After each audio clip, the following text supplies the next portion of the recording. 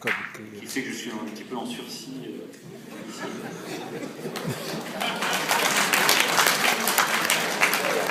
C'est pas aussi sûr que ça, hein. Le ministre de l'Intérieur. Non, il a raison.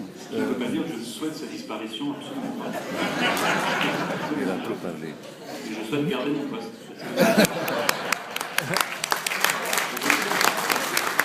Je tiens à vous dire ma joie d'être présent aujourd'hui en ce jour de pont du 1er mai et également en ce jour des 10 ans du Forum, dont je salue le grand savoir-faire et l'ampleur des réalisations.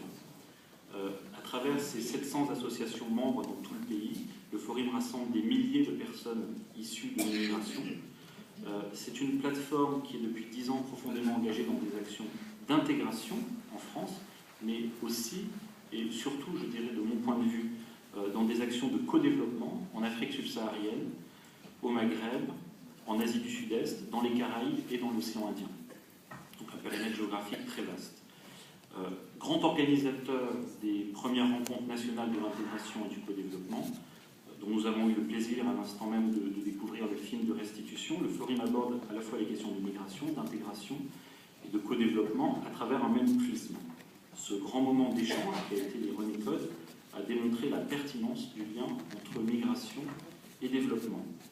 Alors le développement solidaire, et plus particulièrement le co-développement, c'est-à-dire l'implication des migrants dans le développement économique et social de leur pays d'origine, voilà ce qui unit le Forum et le ministère de l'Intérieur, chargé du développement solidaire, qui est aujourd'hui chargé de la mise en œuvre de cette politique.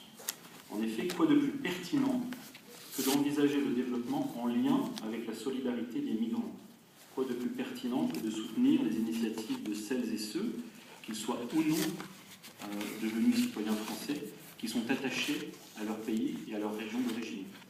L'action des migrants est non seulement une pratique sociale depuis bien longtemps, depuis bien avant la création du Forum, et depuis bien avant le fait que les pouvoirs publics français s'y intéressent, mais c'est donc depuis longtemps une pratique sociale et également une réalité économique.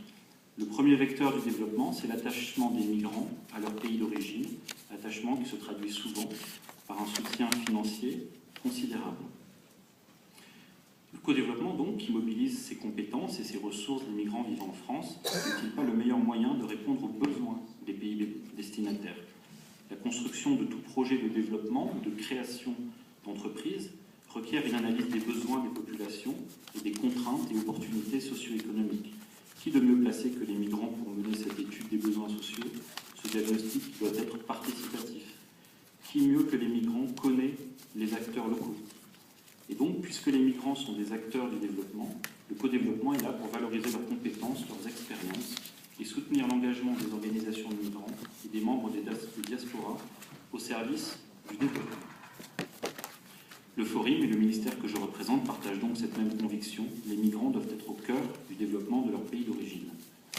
La politique de co-développement ou de développement solidaire soutient ainsi des associations de migrants qui se mobilisent pour des projets très divers dans leur région d'origine.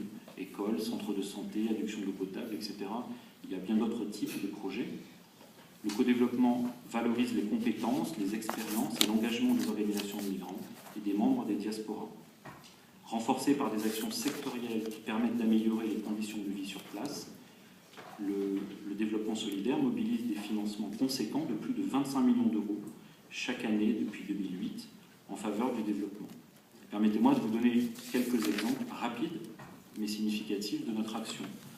Ainsi, depuis 2009, au Sénégal, avec le PAISD, Programme d'appui aux initiatives de solidarité pour le développement, ce sont 211 projets d'investissement privé qui ont été accompagnés, en donc seulement quelques années, 25 missions d'expertise qui ont été financées, et pas moins de 84 projets de développement local mis en œuvre, parmi lesquels 34 collèges et lycées, 25 projets de santé. La mobilisation des migrants pour ces projets est remarquable, avec une contribution financière atteignant le quart de l'investissement total de 10 millions d'euros.